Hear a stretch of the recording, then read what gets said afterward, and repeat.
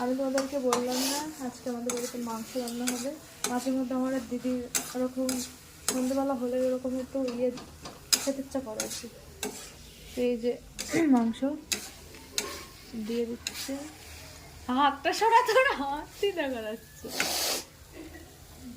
এই যে মাংস আর এই যে এই পাশে আলু।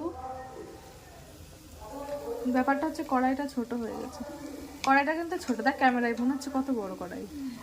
ক্যামেরায় বড় এতে মানে 1 কেজি মাংস আলু দিয়ে ধরবে না এমন ক্যামেরায় অবস্থা। হচ্ছে বড় জিনিস ছোট লাগে, ছোট জিনিস আমার এখন ইচ্ছা করে মাংস এই যে রান্না করছে। আমার ভালো খারাপ।